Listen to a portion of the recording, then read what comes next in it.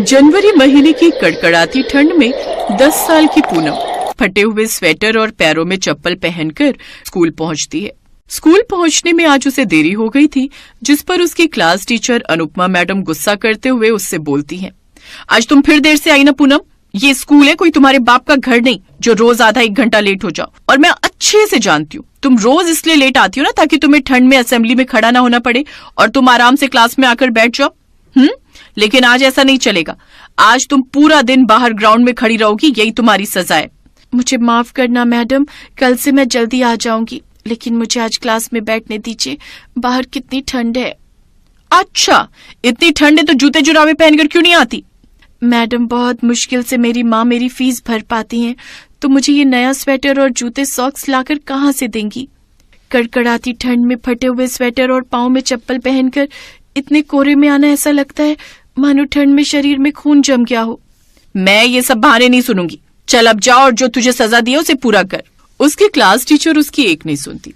पूनम कपकपाते हुए ग्राउंड में जाकर खड़ी हो जाती है। आज तो ऐसे लग रहा है जैसे ये ठंड मेरी जान ही ले लेगी। ठंड में इतनी देर खड़े रहने के कारण पूनम की तबीयत खराब हो जाती है और वो अगले कुछ 3 दिन तक स्कूल नहीं जा पाती। फिर चौथे दिन, माँ अब मेरी तबीयत थोड़ी ठीक है, मुझे स्कूल जाना होगा। कुछ दिनों में मेरी परीक्षा शुरू होने वाली है, अगर नहीं गई तो पढ़ाई का नुकसान हो जाएगा।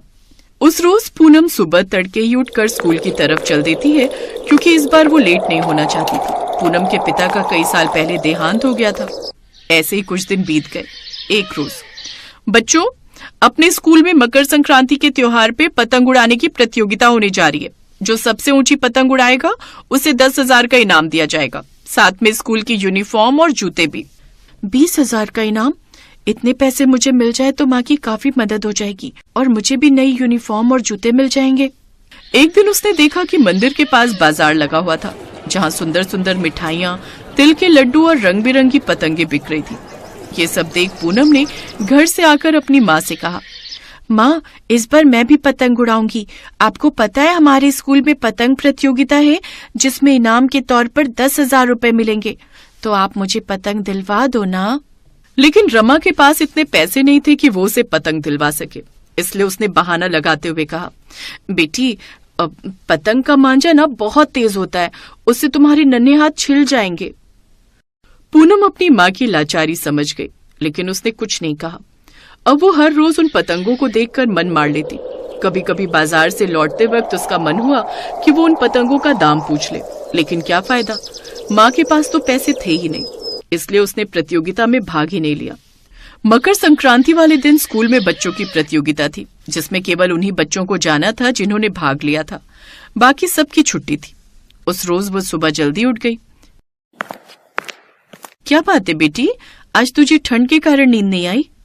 नहीं माँ, आज मकर संक्रांति है ना, तो आज मैं गंगा किनारे जाऊंगी। आज ढेर सारे लोग गंगा किनारे आएंगे और गरीबों को वो दान देंगे। ठीक है बेटी, लेकिन ध्यान से जाना, मैं काम पर जा रही हूँ, आज मालकिन ने काम पर जल्दी बुलाया है। पूनम भी तेज कदमों से चलते हुए घाट के पास पहुंच गई। उसने देखा आज वहाँ काफी लोगों की भीड़ थी, साथ ही भिखारी लोग भी काफी थे। गंगा में स्नान के बाद सभी लोग भिखारियों को दान देने लगे, लेकिन पूनम को किसी ने कुछ नहीं दिया। उदास मन से वो घर लौटने लगी, जहाँ उसकी नजर एक बच्चे पर गई जो घर की छत पर दूसरी मंजिल की मुंडेर पर खड़े होकर पतंग उड़ा रहा था। अरे, इस बच्चे ने एक कदम भी पीछे किया तो ये नीचे गिर जाएगा, मुझे इसे बचाना होगा। पूनम दौड़ते हुए उस ओर गई और उस घर के नीचे खड़ी हो गई। जैसे उस बच्चे ने एक कदम पीछे किया तो वो नीचे गिर गया, लेकिन नीचे तो पूनम खड़ी थी। उसने उस बच्चे को थाम लिया। तुम्हारा बहुत बहुत शुक्रिया बेटी, आज तुम्हारे कारण मेरे बच्चे की जान बच गई। क्या नाम है तुम्हारा और तुम कहाँ रहती हो और तुम स्कूल नहीं जाती क्या? मेरा नाम पूनम है और मैं पास की ही बस्ती में रहती हूँ। आज मेरे स्कूल में पतंग प्रतियोगिता है, लेकिन मेरी माँ के पास इतने पैसे नहीं थे कि वो मुझे पतंग दिलवा सके, इसलिए मैंने भाग नहीं लिया। पूनम उदास मन से वहाँ से चली गई और अपनी माँ को सारी बात बताती है। फिर कुछ देर बाद उसके घर के दरवाजे पर वही बच्चा और उसका पिता था जिसकी उसने जान बचाई थी, और उनके साथ में एक औरत भी थी जो उस बच्चे की माँ थी। वो और कोई नहीं बल्कि अनुराधा मैडम थी। मैडम आप यहाँ? माँ ये मेरे स्कूल में पढ़ाती हैं। हाँ पूनम, मैं इसी बच्चे की माँ हूँ। विनोद ने मुझे बताया कि कैसे तुमने आज रोहन की जान बचाई और क्यों तुम पतंग प्रतियोगिता में पार्टिसिपेट नहीं कर पाई। मुझे माफ कर दो पूनम, जो भी सलूक मैंने तुम्हारे साथ किया। आज मकर संक्रांति का त्योहार है। मैं चाहती हूँ कि तुम और तुम्हारी माँ भी खुशी खुशी ये त्योहार मनाओ, इसलिए इसे तोहफा समझकर रख लो। साथ ही अब से तुम्हारे स्कूल की फीस भरने की जिम्मेदारी भी मेरी।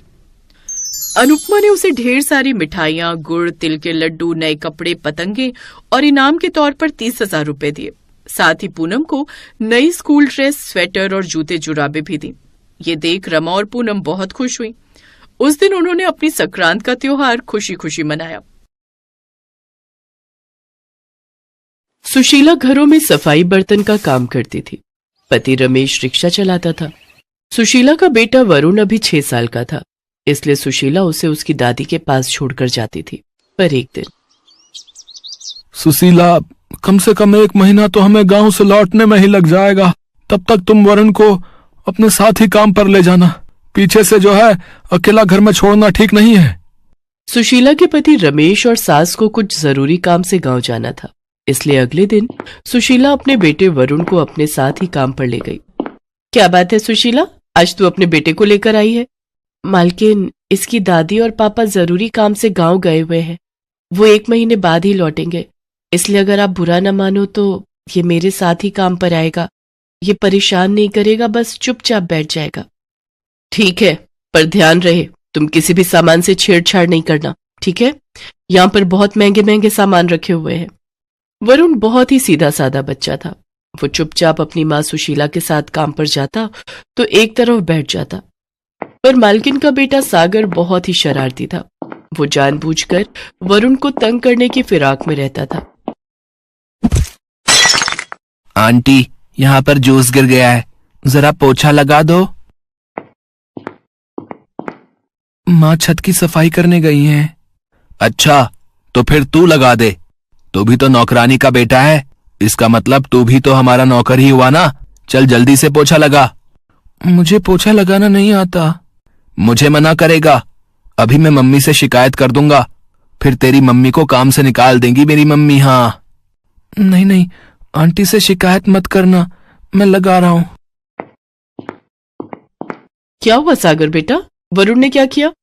मम्मी देखो ना, मैं अपने ग्लास में जूस लेकर जा रहा था, इसने मुझे टक्कर मार दी और कितना सारा जूस गिर गया। आंटी, मैंने जूस नहीं गिराया, वो तो सागर ने मुझे पूछा। अच्छा, झूठ बोलते हो? बड़ों से झूठ बोलने की आदत किससे सीखी? तुम्हारे हाथ में ये पोछा क्यों है फिर?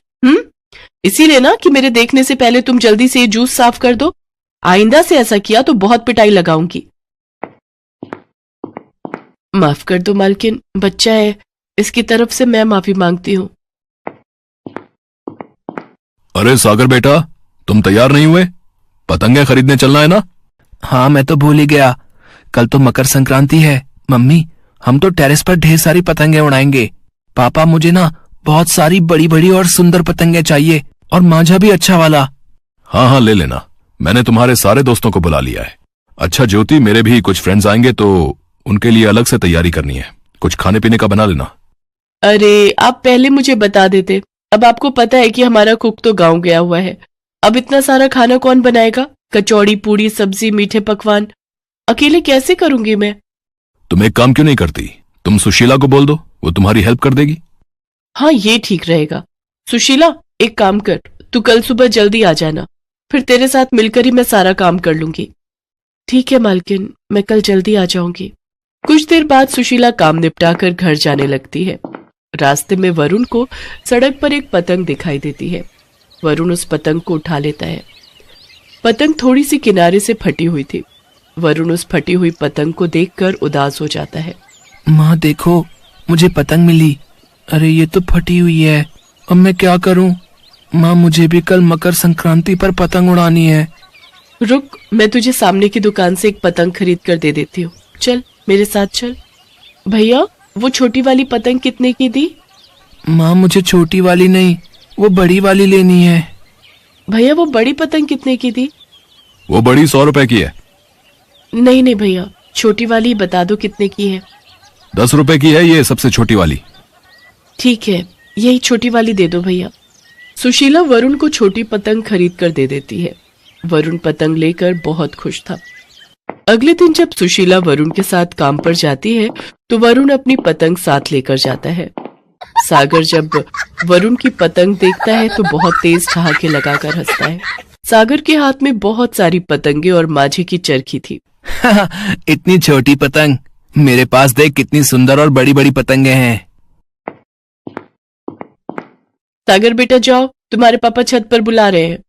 तभी सागर के हाथ से कुछ पतंगे गिर जाती हैं। वरुण दौड़कर उन पतंगों को उठाने लगता है।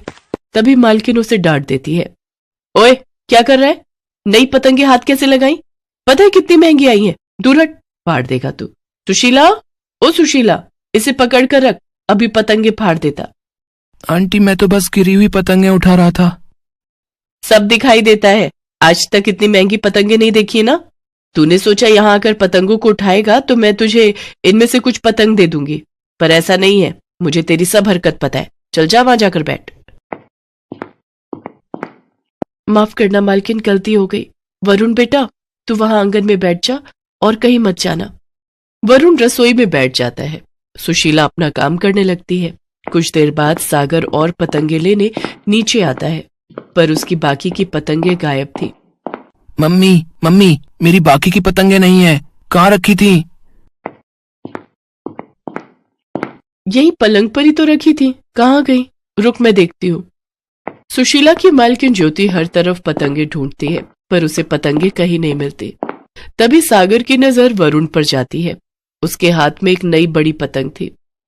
मम्मी, वो देखो, वरुण जो पतंग उड़ा रहा है वो मेरी पतंग है। इसका मतलब वरुण ने बिना पूछे मेरी सारी पतंगे ले ली।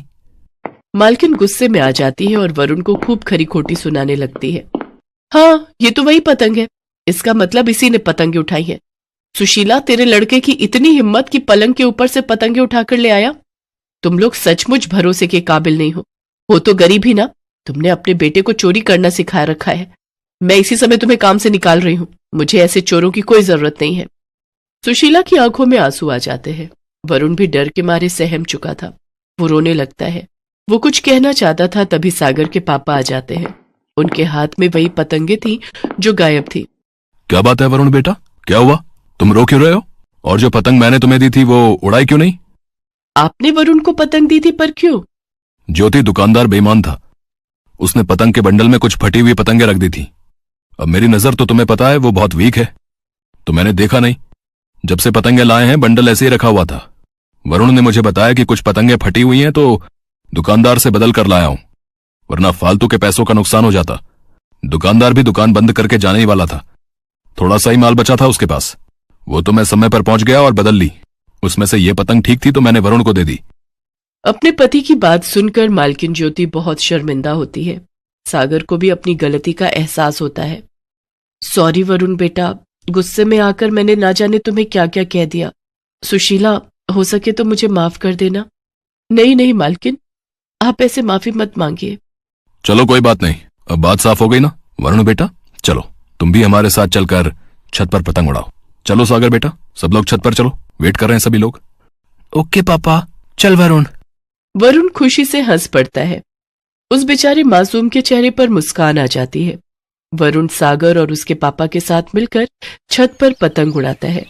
अपने बेटे के चेहरे पर खुशी देखकर सुशीला की आंखें भर आती।